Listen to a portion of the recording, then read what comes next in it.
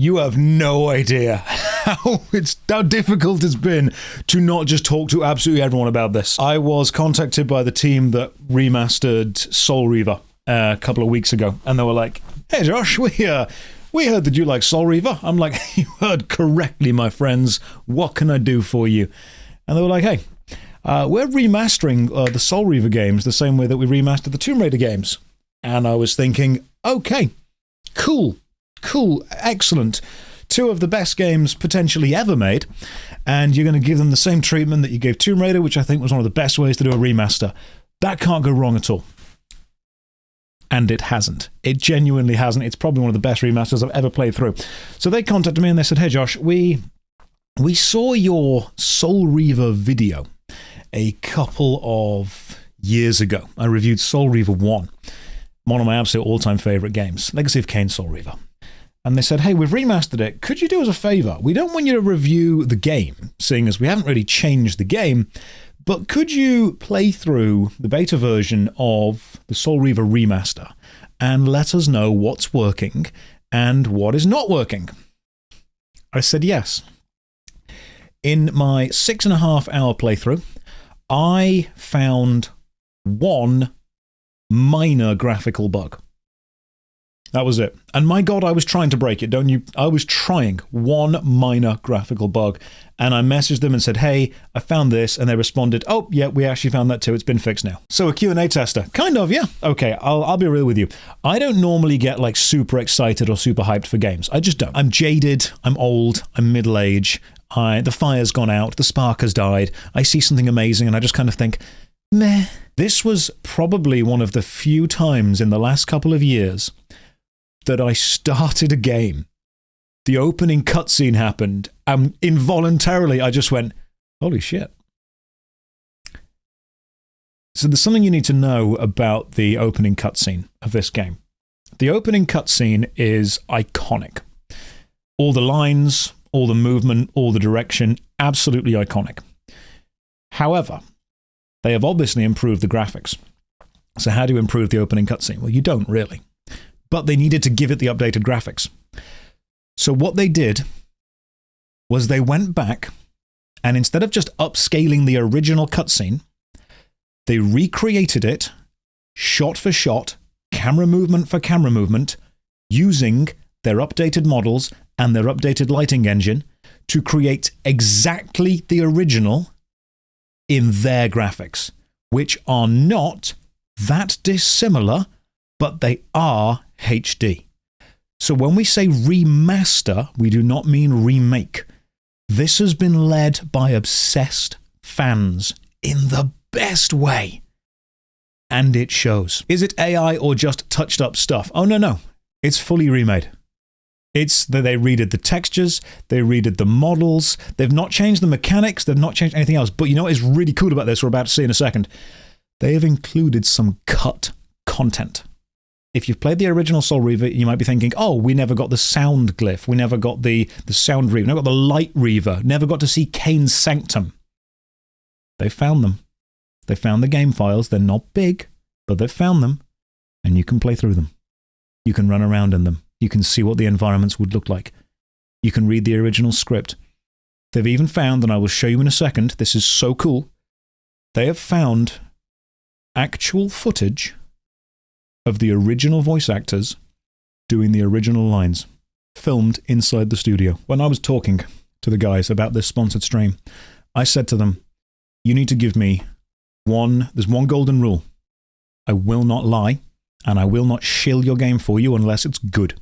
You give me a good product, I'll be hyped about it because I want to play it. You give me a crap product, I'm not being your salesman." And they just said, "Okay, we're confident with what we've got. Here's the game. Do what you're going to do." And my God, the first half hour of me playing this, I wasn't even playing the game. I'll show you what we start with. We start with stuff like this.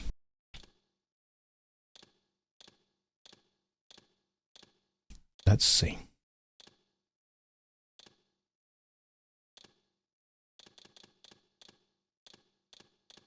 We've got everything we need.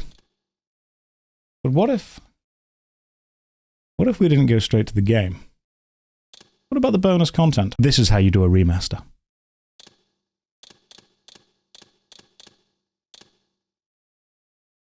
The making of Soul Reaver. Soul Reaver.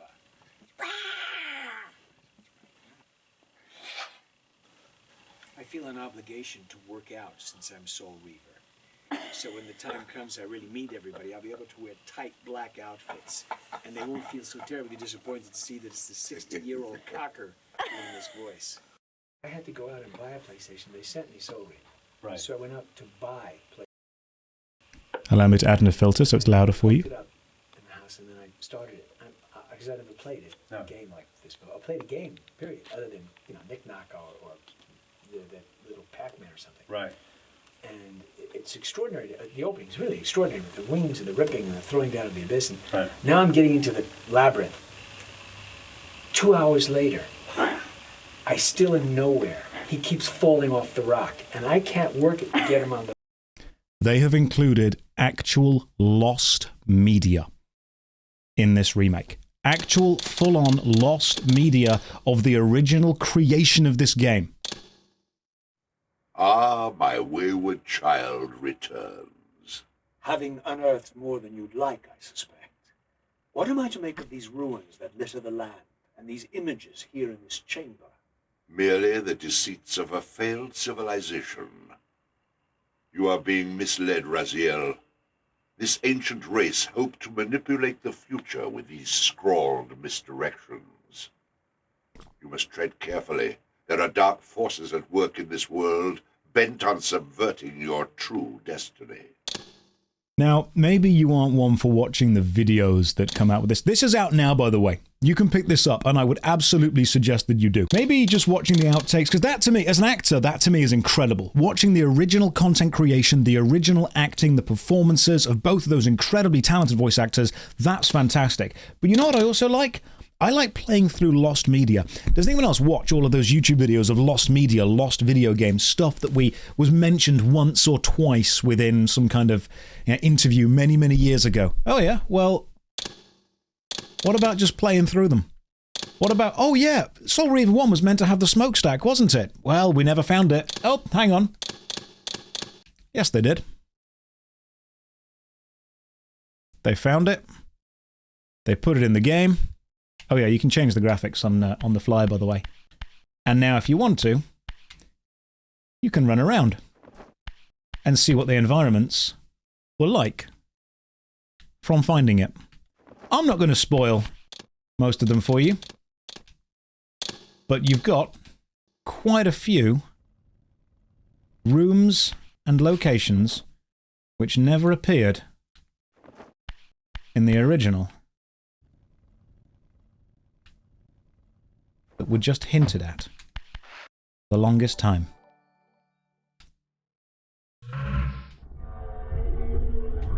And we can see how they used to be. There are quite a few of these. The Lost... Did they add a map? Yes. Not a mini-map. A world map. Should we play through Soul Reaver 1? I think we should play through Soul Reaver 1. This is one of my favourite games of all time, and you're about to understand why. Has anyone in the chat not played through... Oh, by the way, maybe you want to read the script. Cain is deified. The clans tell tales of him. Few know the truth. He was mortal once, as were we all. However, his contempt for humanity drove him to create me and my brethren. Oh yeah. We're about to play through. You've got them. The Laws of Nosgoth, the Chronicles, the music player, the galleries, everything is here. This is a beautiful way to do a remaster. Take everything that people love about the original and give them more.